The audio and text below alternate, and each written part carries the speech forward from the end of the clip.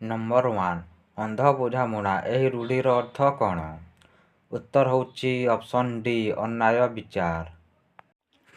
2 number ଅନ୍ଧର ଲଉଡ଼ି। ଏହି ରୂଢ଼ିର ଅର୍ଥ କ'ଣ? ଉତ୍ତର ହେଉଛି ଅପସନ୍ ସି ଅସହାୟର ସାହା। 3 ନମ୍ବର ଅକଲ ଗୁଡୁମ୍। ଏହି ରୂଢ଼ିର ଅର୍ଥ କ'ଣ? ଉତ୍ତର ହେଉଛି ଅପସନ୍ ଡି ବୁଦ୍ଧି ବଣା ହେବା। 4 ନମ୍ବର ଅସିଆ କାଲର ମସିହା। ଏହି ରୂଢ଼ିର ଅର୍ଥ କ'ଣ? ଉତ୍ତର ହେଉଛି ଅପସନ୍ ସି ଅତି ପୁରୁଣା। ନମ୍ବର 5 ଅରଣ୍ୟ ରୋଦନ। ଏହି ରୂଢ଼ିର ଅର୍ଥ କ'ଣ? ଉତ୍ତର ହେଉଛି ଅପସନ୍ ଏ ନିଷ୍ଫଳ ପ୍ରାର୍ଥନା।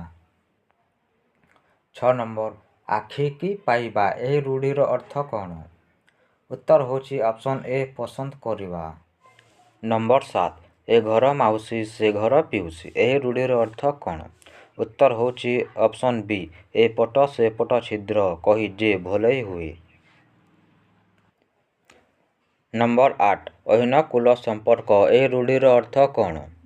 ଉତ୍ତର ହେଉଛି ଅପସନ୍ ଏ ଘର ଶତ୍ରୁତା।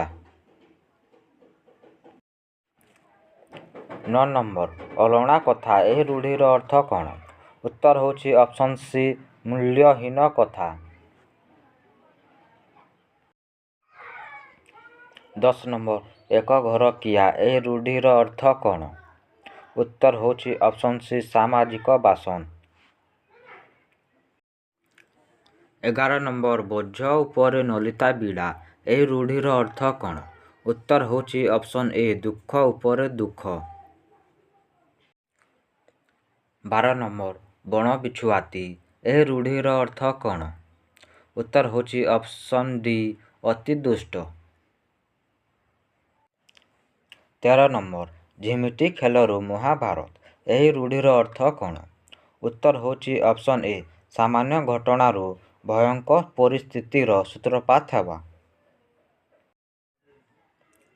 14 ନମ୍ବର ଆକାଶ କୁସୁମ। ଏହି ରୂଢ଼ିର ଅର୍ଥ କ'ଣ? ଉତ୍ତର ହେଉଛି ଅପସନ୍ ଡି ବୃଥା ସ୍ୱପ୍ନ। 15 ନମ୍ବର ଆଖି ବୁଜିବା। ଏହି ରୂଢ଼ିର ଅର୍ଥ କ'ଣ?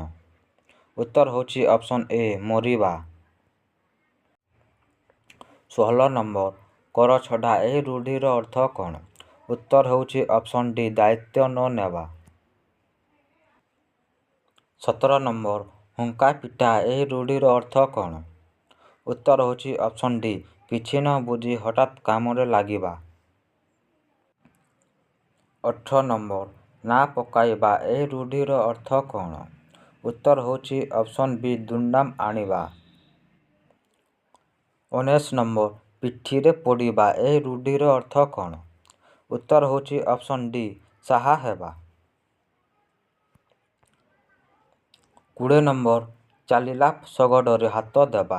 ଏହି ରୂଢ଼ିର ଅର୍ଥ କ'ଣ? ଉତ୍ତର ହେଉଛି ଅପସନ୍ ଏ ଅତି ଦୁଷ୍ଟାମି କରିବା।